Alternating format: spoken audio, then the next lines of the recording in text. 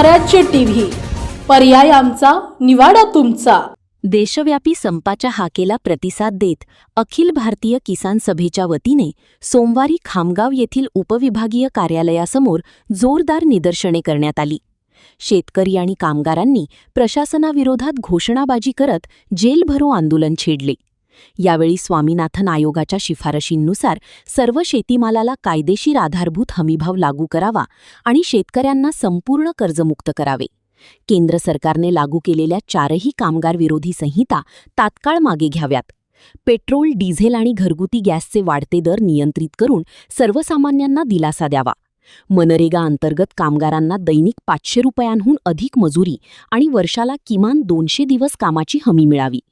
या मागण्या त्वरित मान्य न झाल्यास आगामी काळात राज्यभर याहून तीव्र आंदोलन उभारण्याचा इशारा दिला आहे। आज दिनांक 10 ऑगस्ट 2026 रोजी हा संपूर्ण देशामध्ये ऐतिहासिक दिवस असेल। आज संपूर्ण शोषित श्रमिक वर्ग हा या रणांगणामध्ये उतरलेला आहे। त्याची आर्त ही या देशातल्या तडीपार चौकीदार भाजपापर्यंत सरकारपर्यंत पोहोचली पाहिजे, या महाराष्ट्रातील देवाभाऊच्या सरकारपर्यंत पोहोचली पाहिजे।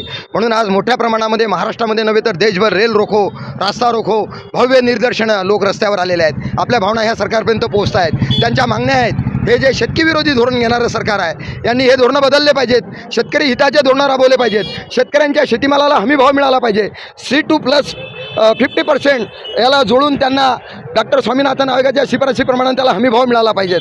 कर्जमाफी ही मिळालीच पाहिजे, पण त्यासोबत त्याला शेतीमालाला हमीभाव भेटला पाहिजे, तरच तो शेतकरी जगेल, वाचेल। शेतकरी वाचला तर गाव वाचेल, गाव वाचलं तर देश वाचेल। म्हणून शेती वाचवा, शेतकरी वाचवा, देश वाचवा ही आमची मागणी आहे।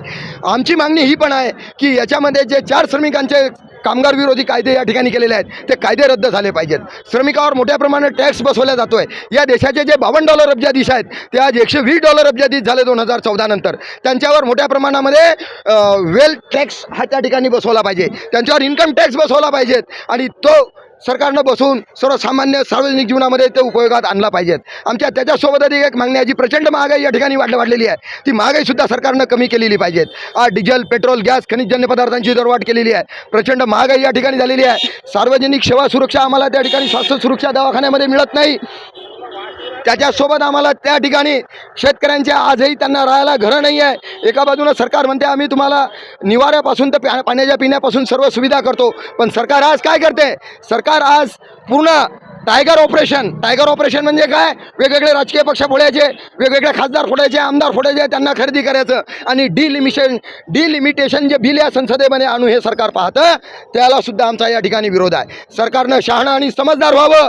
जर सरकार शहाणं आणि समजदार झालं नाही, आज आम्ही रास्ता रोको केलेला आहे, रेल्वे लाईन बंद पाडलेले आहेत, विमान सेवा बंद पाडलेली आहे। भविष्यामध्ये सरकारला आम्ही सांगू इच्छितो, तुम्ही दिल्लीचं आंदोलन बघितलं, भविष्यामध्ये तुम्हाला या देशातून आम्ही सळो की पळो केल्याशिवाय राहणार नाही, हा इशारा या ठिकाणी देतो अखिल भारतीय किसान सभेच्या वतीनं। बुलढाणा जिल्ह्यातील महत्त्वाच्या घटना आणि घडामोडी पाहण्यासाठी तुम्ही निर्भीड स्वराज्य या चॅनलला अद्यापही सबस्क्राईब केलं नसेल तर आत्ताच जाऊन सबस्क्राईब करा आणि बेल आयकॉन दाबायला विसरू नका आणि फेसबुक पेजला शेअर आणि लाईक करा। पाहत राहा निर्भीड स्वराज्य।